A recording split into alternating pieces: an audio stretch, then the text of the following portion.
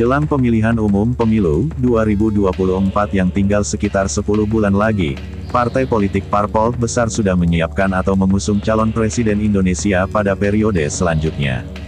Adapun calon presiden Indonesia yang sudah terlihat hilalnya yakni mantan Gubernur DKI Jakarta Anies Rashid Baswedan dan Gubernur Jawa Tengah Ganjar Pranowo.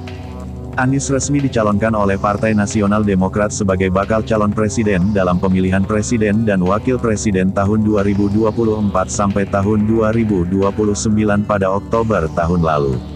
Sedangkan Ganjar resmi dicalonkan oleh Partai PDI Perjuangan (PDIP) pagi hari ini, namun sebelum menghitung kemungkinan terpilih sebagai orang nomor satu di negeri ini, CNBC Indonesia capaian keduanya memimpin daerah masing-masing, terutama dalam hal perekonomian.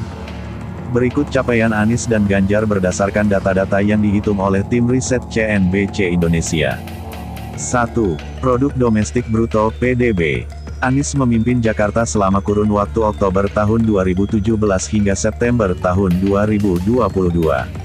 Pada periode sebelum pandemi, Anies mampu membawa ekonomi ibu kota tumbuh jauh di atas ekonomi nasional. Produk Domestik Bruto (PDB) Jakarta yang mengandalkan sektor perdagangan dan jasa tumbuh 6,11% pada 2018, di atas pertumbuhan PDB nasional yang tercatat 5,17%. Ekonomi Jakarta terkontraksi sebesar 2,36% pada 2020 sebagai dampak penyebaran COVID-19 dan pembatasan mobilitas warga.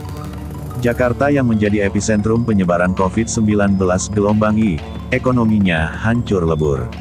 Kontraksi besar pada 2020 juga jauh lebih besar dibandingkan ekonomi nasional yang tercatat 2,07%. Ekonomi Jakarta tumbuh 3,56% pada 2021 sejalan dengan perbaikan penanganan COVID-19 dan pelonggaran mobilitas. Namun, ekonomi Jakarta tumbuh di bawah PDB nasional yang tercatat 3,69%. Sedangkan Ganjar yang menjabat Jawa Tengah selama 2 periode yakin tahun 2013 sampai tahun 2018 kemudian berlanjut tahun 2018 sampai tahun 2023, juga mampu membawa Jawa Tengah tumbuh di atas ekonomi nasional. PDB Jawa Tengah tahun 2018 tumbuh 5,3%, masih di atas pertumbuhan PDB nasional yang tercatat 5,17%, namun lebih rendah dari pertumbuhan PDB DKI Jakarta. Di tahun 2020, ekonomi Jawa Tengah juga berkontraksi 2,65% sebagai dampak penyebaran COVID-19 dan pembatasan mobilitas warga. Meski bukan menjadi epicentrum COVID-19, tetapi kontraksi Jawa Tengah lebih besar ketimbang DKI Jakarta. Kemudian di tahun 2021, ekonomi Jawa Tengah tumbuh 3,33%, juga di bawah pertumbuhan PDB nasional dan juga di bawah pertumbuhan PDB DKI Jakarta. 2. Tingkat kemiskinan. Berbeda dengan pertumbuhan ekonomi yang mulai membaik, tingkat kemiskinan DKI Jakarta masih tinggi hingga Maret tahun 2022. Pada Maret tahun 2018, kemiskinan di Jakarta hanya tercatat 3,57%. Angka tersebut jauh di bawah rata-rata nasional yang tercatat 9,82%.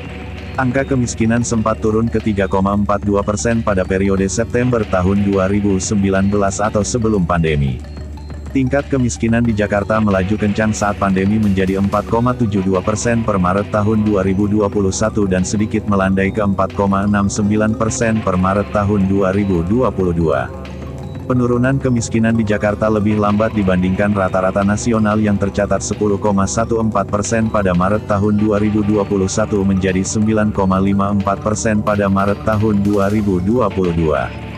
Di Jawa Tengah, tingkat kemiskinan terpantau lebih tinggi dari tingkat kemiskinan di DKI Jakarta. Pada Maret tahun 2018, kemiskinan di Jawa Tengah mencapai 11,32%. Angka ini ternyata berada di atas rata-rata nasional. Angka kemiskinan Jawa Tengah sempat turun pada periode Juni tahun 2019 dan September tahun 2019 atau sebelum pandemi, di mana tingkat kemiskinan Jawa Tengah turun menjadi 10,8% dan 10,58%. Tetapi juga masih lebih tinggi dari DKI Jakarta. Saat pandemi merebak, tingkat kemiskinan di Jawa Tengah kembali naik menjadi 11,41% per Maret tahun 2021 hingga periode Maret tahun 2021 yang mencapai 11,79%. Barulah pada September tahun 2021, tingkat kemiskinan di Jawa Tengah kembali turun menjadi 11,25% dan di Maret tahun 2022 mencapai 10,93%. Meski begitu, angka kemiskinan di Jawa Tengah juga masih lebih tinggi dibandingkan dengan di DKI Jakarta, bahkan di nasional setelah pandemi COVID-19 mulai mereda. 3. Tingkat pengangguran. Dari angka pengangguran, DKI Jakarta juga sempat melonjak tajam pada periode pandemi.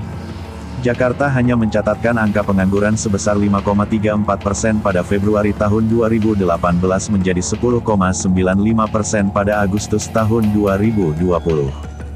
Wilayah Jakarta Barat dan Jakarta Pusat adalah kantong-kantong pengangguran terbesar di wilayah DKI Jakarta. Kemudian setelah pandemi mulai mereda, tingkat pengangguran DKI Jakarta cenderung turun, di mana pada periode Februari tahun 2021, angka pengangguran turun menjadi 8,51%. Angka pengangguran DKI Jakarta juga terus menurun hingga Agustus tahun 2022. Di Jawa Tengah, tingkat pengangguran sempat melonjak dari sebelumnya sebesar 4,2% per Februari tahun 2020, menjadi 6,48% pada Agustus tahun 2020. Meski melonjak, tetapi angka pengangguran Jawa Tengah lebih rendah dari DKI Jakarta saat pandemi merebak.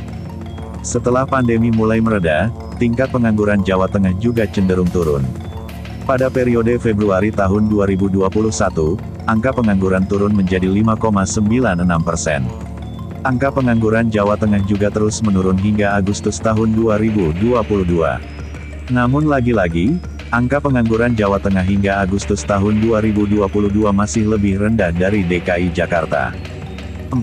Inflasi. Inflasi Jakarta pada masa pemerintahan Anies mengalami penurunan yang cukup signifikan. Inflasi tercatat 3,27% pada 2018, 3,23% pada 2019, 1,59% pada 2020 dan 1,53% pada 2021. Namun, perlu dicatat jika inflasi pada 2020 dan 2021 turun karena dampak penurunan daya beli akibat pandemi COVID-19.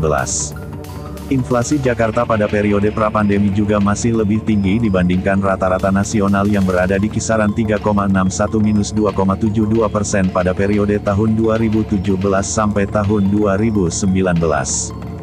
Sementara di Jawa Tengah pada masa pemerintahan Ganjar, inflasi juga mengalami penurunan.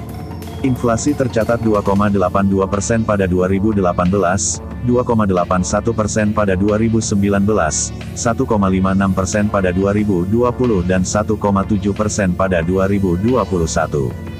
Terlihat, inflasi Jawa Tengah dalam kurun waktu tahun 2018 sampai tahun 2021 cenderung lebih rendah dari DKI Jakarta.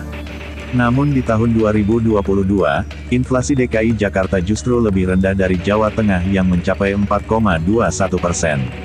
Sedangkan inflasi Jawa Tengah 2022 mencapai 5,63%. Jadi bagaimana menurut Anda? cnbcindonesia.com